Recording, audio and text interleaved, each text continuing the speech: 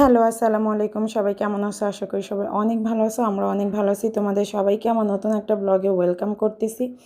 সেদিন হলো গিয়ে যে 10 নাম্বার গেছিলাম, আমরা কেনাকাটার পরে ফুচকা খাইছিলাম, তারপর হলো গিয়ে লেবু পানি খাইছিলাম, পুদিনা পানি, লাচ্ছি। লাচ্ছিটা এত বাজে ছিল, একদমই মজা ছিল না। আর পুদিনা পানিটা মজা ছিল।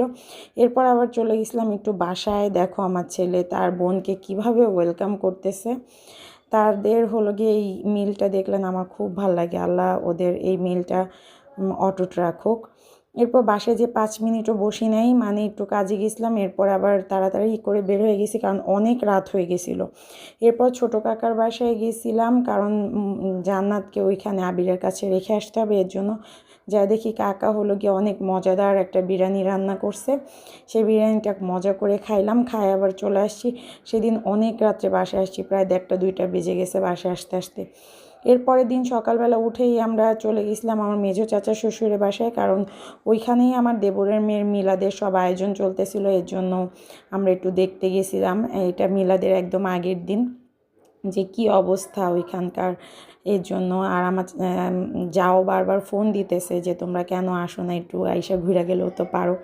পরে গেলাম, যাওয়ার সাথে সাথে হলো গিয়ে আমার মেয়ে তার দাদিকে নিয়ে যে হলো গিয়ে এই ললিজ আইসক্রিমটা নিয়ে আসছে। এটা ফুটবল বিশ্বকাপের ইয়েতে আদলে আর কি প্যাকেজিংটা করা হয়েছে, দেখে একটু ভালো লাগলো, এর জন্য হলো গিয়ে একটু ভিডিও করলাম।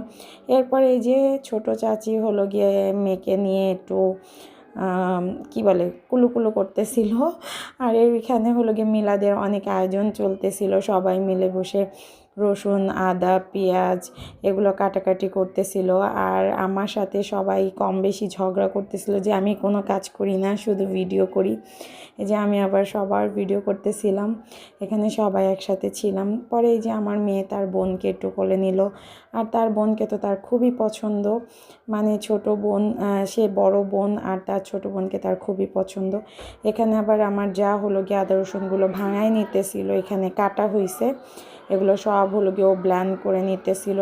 এখানে আবার খালারা হলো গিয়ে সব পেঁয়াজগুলো কেটে নিতেছিল। আর এই যে দেখো খালা আমার সাথে ঝগড়া করতেছে, এই এই দেখো এটার প্রমাণ। এটা আমি ভিডিওটা তোমাদের সাথে একদিন শেয়ার করব।